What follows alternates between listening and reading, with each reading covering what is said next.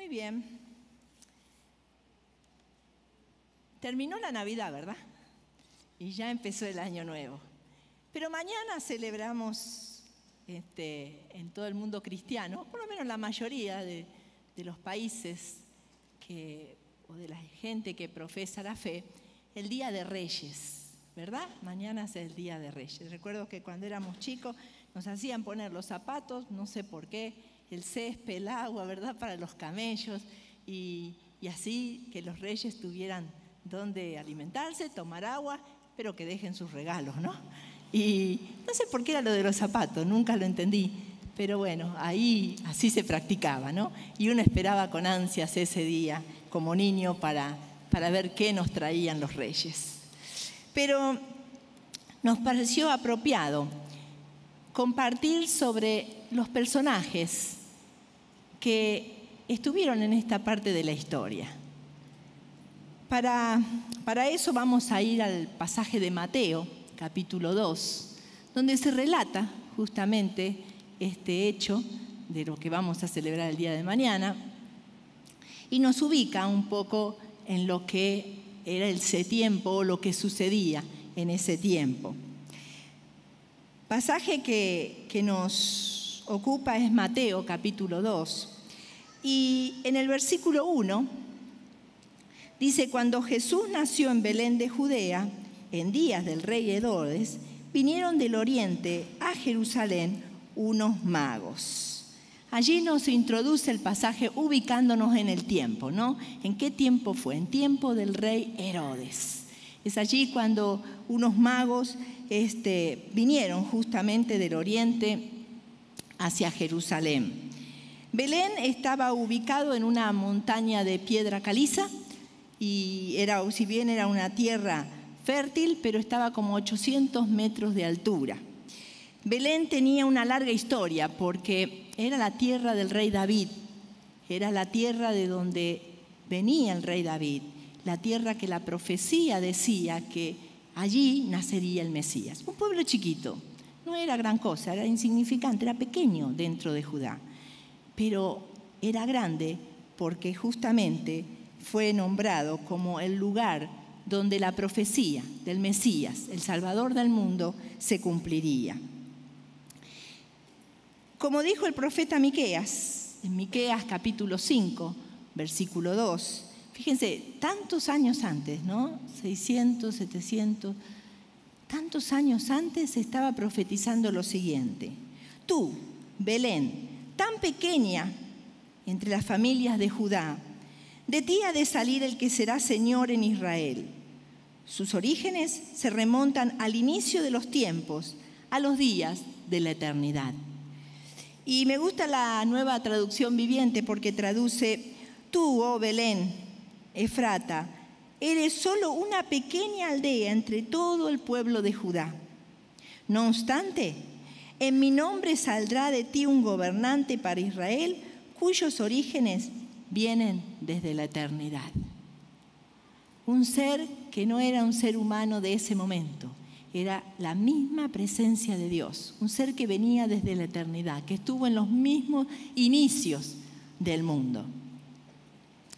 Era en Belén, la ciudad de David, donde los judíos esperaban al ungido de Dios. Y así fue. Dice la Biblia que entonces justamente cuando nació Jesús, unos magos del oriente vinieron a Jerusalén. En este hecho que narra Mateo, hay tres personajes que quisiera que veamos. Yo titulé el mensaje ¿con quién te identificas? ¿Con quién te identificas? Pensando en estos tres personajes que aparecen justamente en esta historia y que a veces la pasamos por alto, ¿verdad? En el verso 2 menciona a los magos, diciendo que estos magos vinieron a Jerusalén, diciendo: ¿dónde está el rey de los judíos que ha nacido? Porque su estrella hemos visto en el oriente y venimos a adorarle. Los magos que menciona la Biblia no eran los magos que conocemos hoy, ¿no? Que vienen y hacen magia y sacan de la galera el conejo y, bueno, hacen cosas muy exóticas los magos. Pero no era ese tipo de magos los que venían a Jerusalén, sino que ellos eran estudiosos de los astros y eran de la aristocracia. Ellos eran de la clase alta del Oriente y justamente se dedicaban al estudio de los astros. En ese tiempo la astronomía y la astrología iban juntas, iban de la mano. Por ello, en ellos se veían estas dos ciencias, la astrología y la astronomía. La astronomía es la ciencia que trata justamente los astros, trata sus movimientos y trata también las leyes que rigen a estos astros. Mientras que la astrología estudia la posición, el movimiento de los astros y también con ellas predicen el futuro y aún definen las características de las personas que nacen mientras ellas están allí en el cielo.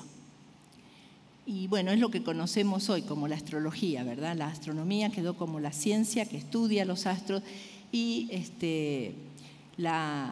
justamente la astrología es la que manejan la gente que lee los tiempos y le dicen qué le va a pasar esta semana, si mejor sale con paraguas o sin paraguas, si lo va a atropellar un carro o un camión, y le quieren decir todas esas cosas, ¿verdad?, que se inventan, pero que no son lo que realmente esta gente hacía.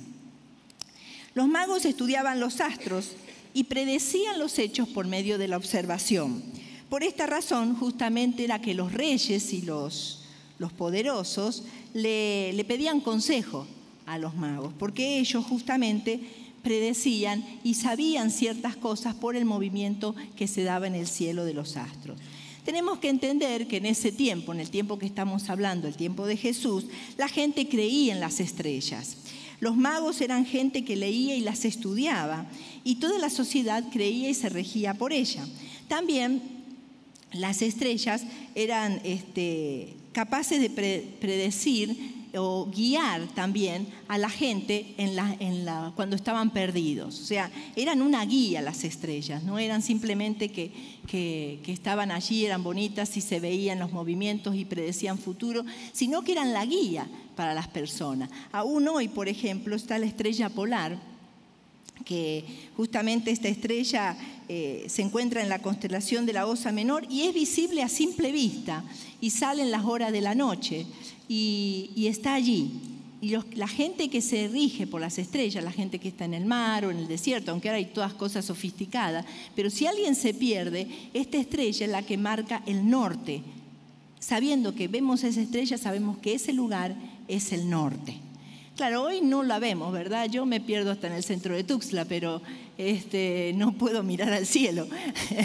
Tengo que mirar los cartelitos para ver la calle, porque si no me pierdo. Pero mucho menos con las estrellas. Pero en ese tiempo era así. Y la gente de campo muchas veces es así. Está acostumbrada a ver el cielo abierto y guiarse por las estrellas. En tiempos antiguos, el conocer dónde se ubicaban los planetas y las estrellas, entonces era importante porque justamente guiaba a los viajeros. ¿Cuál era la estrella que vieron los magos? Investigando un poquito, hay varios fenómenos que se han dado, hay varias versiones, pero hay estudiosos que creen que por la fecha en que se narran los hechos del censo y de la vida de Jesús, se cree que justamente esta estrella fue una conjunción de varias estrellas que por eso irradiaban mucha luz. National Geographic propuso que la estrella de Belén podría haber sido el resultado de las conjunciones entre Júpiter, Venus y Regulus, que son tres estrellas que se veían en ese momento, según los estudiosos dicen que estas tres se juntaron. Entonces, esta combinación que justamente fue cerca del nacimiento de Jesús, traía símbolos en esa época. Entonces, los magos, al ver esas tres estrellas juntas y el significado de estas tres estrellas, podían entender lo que estaba pasando. Entonces, entendemos que en la tradición hebrea, Júpiter se traducía como rectitud y justicia. En la cultura hebrea, Júpiter era una estrella que marcaba la rectitud y la justicia, mientras que Regulus, en latín, significaba príncipe o pequeño rey. Y por último, Venus, por su parte, se asociaba con el amor, la fertilidad y el nacimiento. Entonces, de ahí que combinando estos tres objetos que se juntaron, La interpretación era el nacimiento de un rey justo. El significado de esas 3 estrellas mostraba para el tiempo que era el nacimiento de un rey justo. Por esto estas personas que estudiaban y al ver eso y donde estaba, querían ir a ese lugar porque les estaba diciendo que ahí iban a ser un rey justo. Por tanto, el mensaje para ellos era claro. El rey judío estaba por nacer. La religión en el Oriente tiene varios mensajes de luz. La luz es lo bueno, la oscuridad es lo malo, y de allí se mueven a partir de eso. Por eso todo es lujo, todo son piedras preciosas, todo es dorado, porque para eso en su religión es lo bueno, es lo correcto.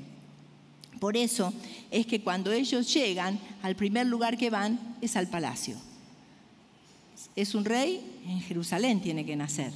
Y fueron allí al palacio, a ver, tiene que nacer entre el brillo, entre el lujo, entre el poder. Los magos son los que llegan a Jesús y justamente tienen los adelantos en ese tiempo para poder interpretar lo que estaba sucediendo. Venían de lejos, venían dispuestos a moverse, a dejar su tierra, a estar varios días en el desierto tragando arena, entendiendo que venían a ver a un rey, entendiendo que había alguien que valía la pena estar allí. En el mundo conocido sabían que el pueblo judío esperaba un Mesías. El pueblo conocido de ese tiempo sabía. Y ellos lo habían interpretado así: un rey va a nacer. Entonces es por eso así que en Mateo capítulo 2, en el verso 11 dice: al entrar en la casa, vieron al niño con su madre María y postrándose lo adoraron y abriendo sus tesoros les ofrecieron presentes, oro, incienso y mirra. Nosotros lo ponemos a los reyes en el pesebre, pero no sabemos en qué tiempo llegaron y quizás ya estaban ubicados José y María allí en Belén. Entonces dice, entraron a la casa. Ahí entraron los magos y dice que ellos trajeron lo que tenían, lo que era digno de un rey. Trajeron oro, que eran regalos para un rey, incienso, que era lo que usaban los sacerdotes justamente en el tiempo de adoración, y mirra, que era con lo que se los preparaba a las personas que iban a morir. Estas 3 cosas simbolizan justamente las 3 cosas que Jesús representaba. Él era el rey, Él iba a ser sacerdote y por medio de su muerte íbamos a tener la salvación. Tenía que morir por los pecados del pueblo. Su muerte no era una muerte normal o común, era significativa porque traería redención.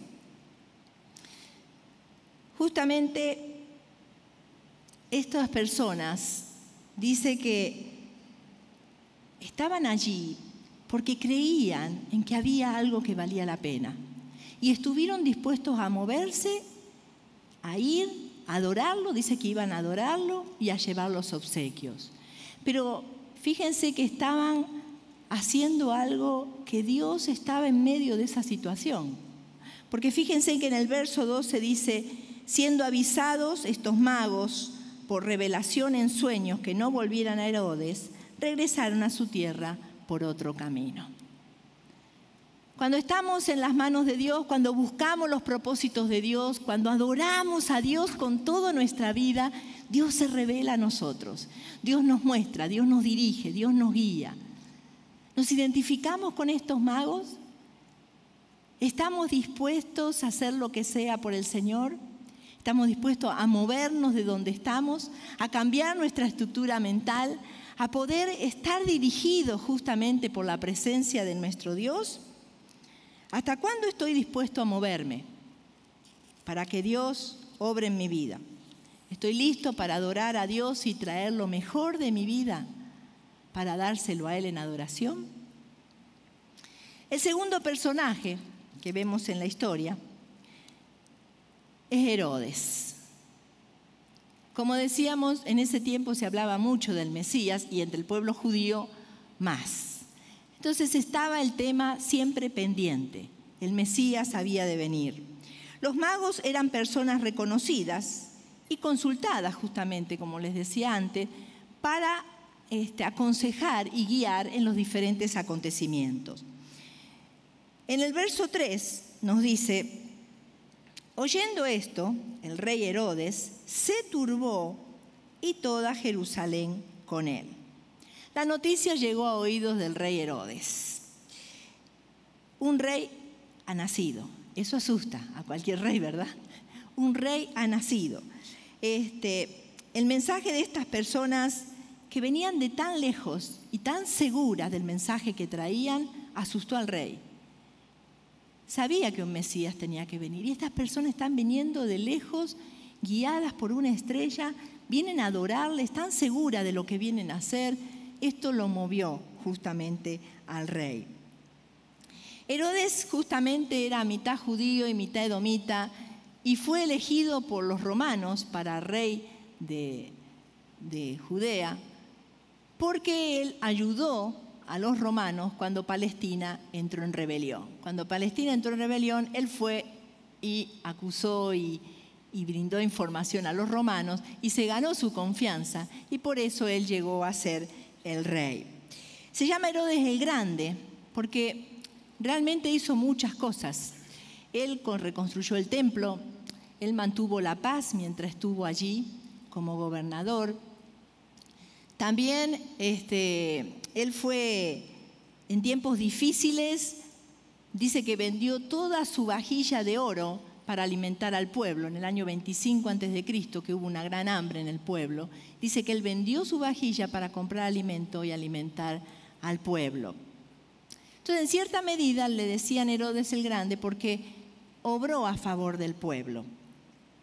Pero también era un hombre terrible. Y por eso dice que toda Jerusalén se turbó con él cuando vino la idea del Mesías. Porque el lado bueno era ese, pero había un lado malo de este hombre que se iba acrecentando a medida que era mayor.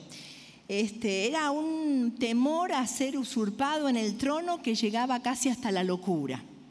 Por eso dicen que él mandó a matar a su esposa porque creyó que ella lo engañaba, algo que nunca se comprobó. Él mandó a matar a su madre por una discusión que tuvo, un problema que tuvo.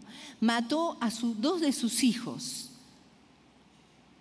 O sea, era un hombre que estaba dispuesto a todo por no perder el trono. Es por esta razón que el pueblo dice, bueno, ahora si viene un rey, llegó a Herodes, ahora sí, a ver qué pasa, ¿verdad? Porque este hombre no estaba dispuesto a ceder su poder a nadie. No estaba dispuesto a cedérselo a los hijos, mucho menos a el Mesías, ¿verdad?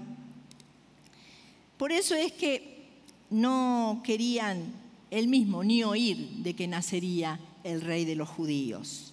Entendemos que al oír la noticia fue fuerte para él. Y por eso pasa lo que pasa después, que manda a matar todos los niños de 2 años para abajo, porque no quería competencia. No quería que alguien ocupara su lugar. Ante los magos, cuando los magos le dan la noticia, dice en el verso 7 y 8, entonces Herodes, llamando en secreto a los magos, indagó de ellos diligentemente el tiempo de la aparición de la estrella. Y enviándolos a Belén, dijo, id allá y averiguad con diligencia acerca del niño, y cuando le halléis, hacédmelo saber, para que yo también vaya y le adore. Quiso figurar, ¿verdad? Yo voy a adorarlo también, avísenme. ¿Cómo no voy a adorar a ese rey que nació? Pero justamente eso era la apariencia. No quería entregar su trono por nada del mundo y iba a dar lo que sea, iba a hacer lo que sea para no permitirlo. Entonces, ante los magos hace como que acepta, pero porque él quiere terminar con ese rey. ¿Con quién te identificas? Encontramos este hombre, Herodes, en la historia. Aquí podemos ver que este Herodes era alguien que tenía el poder y no quería perder el poder. ¿Deseamos hacer las cosas a nuestra manera? ¿Somos nosotros los que queremos dirigir nuestra vida? ¿Somos nosotros los que queremos manejar nuestra vida? Y aún manejar la vida de otros, a veces puede ser la de nuestros hijos, la de nuestros cónyuges. Queremos manejar la vida de otros, estar ahí al control, manejar la vida de la iglesia, ¿qué lugar estamos? ¿Nos ganamos las cosas porque tenemos experiencia, muchos años? ¿O realmente nuestra vida está en las manos de Dios? Somos sensibles a su voz. Estamos en esa adoración constante, en esa búsqueda de Dios. ¿O somos como Herodes y queremos mantener el control? Queremos sentir que nosotros somos los que tenemos el poder. El tercer personaje que aparece son los líderes religiosos. En el verso 4 dice que cuando Herodes escuchó del Mesías, convocó a todos los principales sacerdotes, los escribas del pueblo, y les preguntó dónde había de nacer el Cristo. ¿Dónde había de nacer el Cristo? Herodes convocó a los principales sacerdotes, los escribas. Los escribas, recordemos que eran expertos en la ley.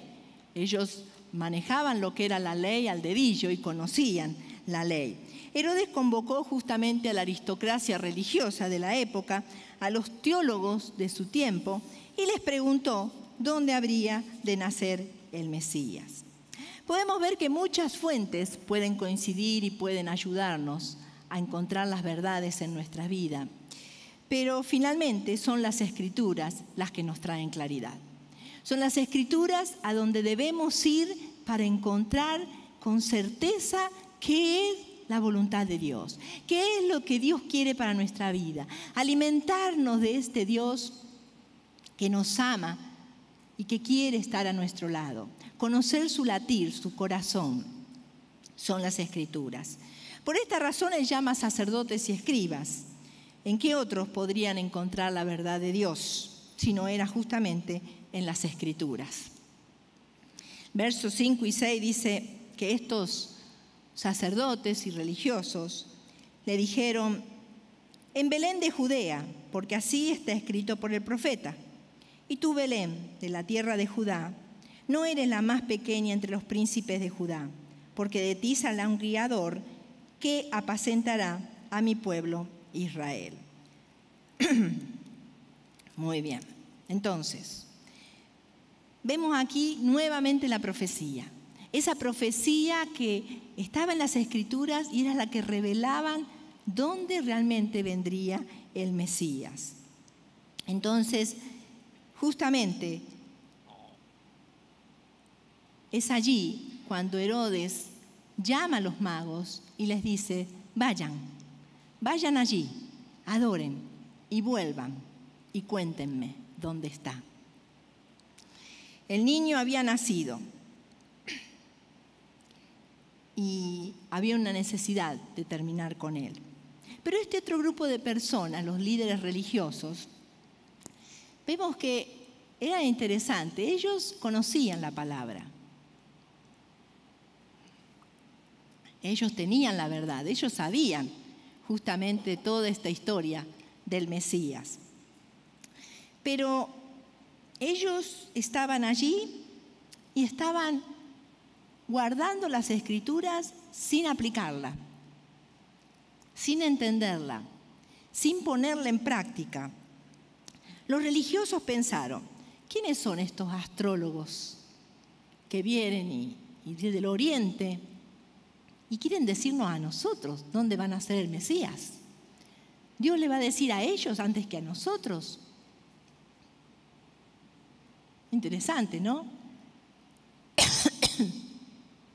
¿Por qué Dios se lo diría a ellos y no vendría a decirnos a nosotros? El pueblo judío no adoraba las estrellas, aunque se guiaban por ellas, pero no podían entender el mensaje. Estaban en sus propias estructuras. Estos religiosos estaban encerrados en sus estructuras y no podían pensar en que alguien no judío podía tener razón, podía acercarlos a Dios. Desde el nacimiento vemos que Jesús venía a salvar al mundo. Por eso estas personas del oriente vienen a adorarle. Ya Dios estaba abriendo el panorama. No era un mensaje solo para los judíos. Era un mensaje abierto. Y ya otros se incluían en este plan de redención. Pero estos sacerdotes y escribas estaban tan cerrados en sus creencias y en sus propias convicciones que dejan pasar por alto una noticia tan importante. Estos magos le dicen que tenían la información correcta, el lugar era el lugar correcto, pero ellos decidieron no hacer caso. Fíjense que ignoraron por completo. Ni siquiera decir, bueno, vamos con los magos a curiosear, a ver qué pasa, ¿no? A ver si eso es así. No, nada, indiferencia total. Estaban cerrados a lo que Dios podía decirles. Estaban cerrados en sus pensamientos, en sus convicciones, en su forma de ver las cosas y no querían ver algo más. El Mesías tenía que venir de cierta forma. ¿Con quién me identifico hoy?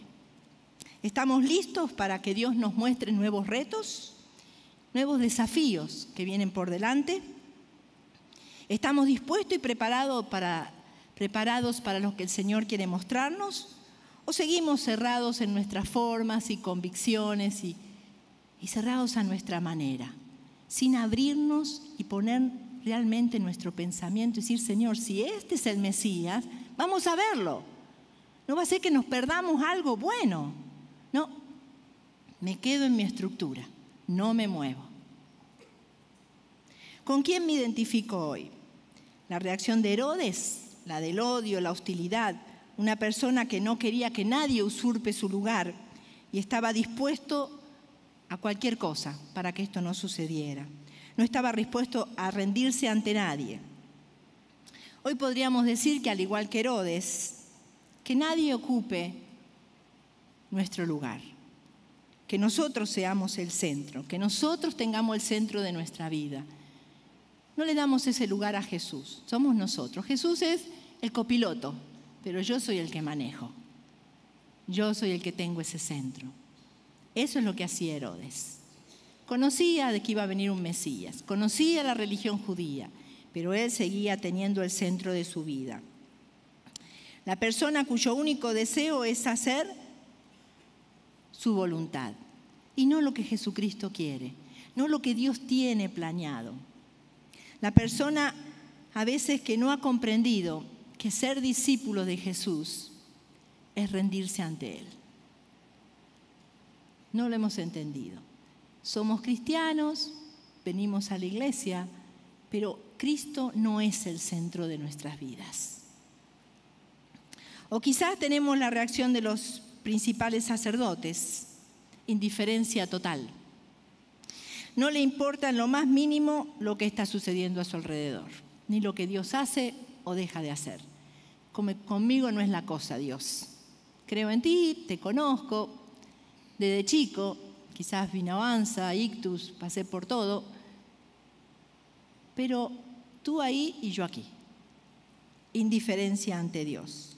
Inmerso en el ritual, en discusiones vanas, y no se detienen a pensar qué es lo que Dios está trayendo hoy para nuestras vidas. Hoy podemos decir que hay personas que están así. O podemos tener la reacción de los magos, reacción de piadoso servicio, deseo de poner a los pies del Rey, de Jesucristo, todo lo que tenemos y todo lo que somos.